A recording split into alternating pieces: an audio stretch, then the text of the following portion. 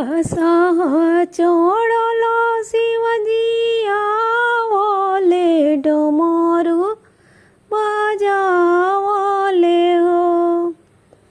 बस चढ़ल शिवजी आवले डमरू बजावले हो।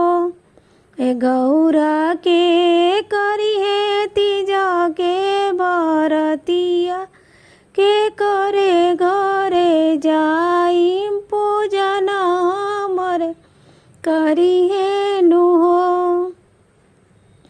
ए गौरा के करी है तीजा के बरतिया के करे घरे जाई पूजन हमरे करी है नुहो।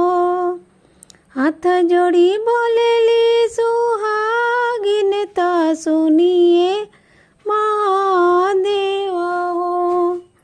ए शिवजी हम करब तीजा के बरतिया हमारे घरे आई पूजन हम करब।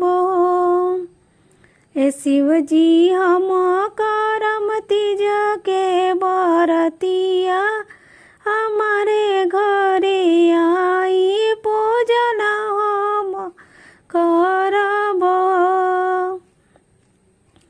गैया के गोबर मंगौले बानी अंगना लेपले बानी हो। गैया के गोबर मंगौले बानी अंगना लेपले बानी हो। ए शिवजी गज मोती चौका पुरौले आसन लगौले बानी हो। ए शिवजी गज मोती चौका पुरौले बानी आसन लगौले बानी दियाना जलौले बानी हो। ताही चौके बैठेले महादेव संगवा गौरा देई हो। ताही चौका बैठले महादेव संगवा गौरा देई हो।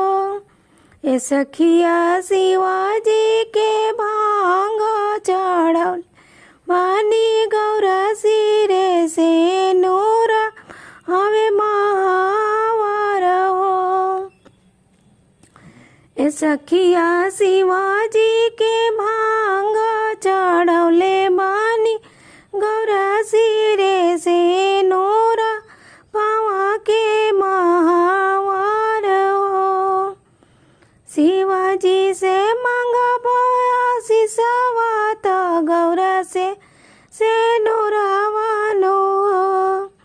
शिवाजी से मांगब आशीषवा तो गौरा से नूरावानो हो।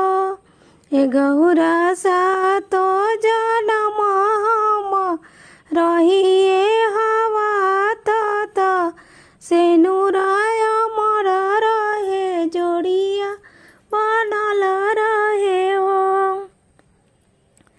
ए शिवजी सा तो जनम रहिए तो से नूराय मर रहे जोड़िया बनल रहे हो।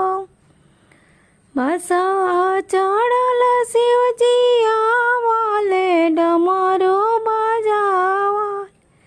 ए गौरा के करिए तीजा बरती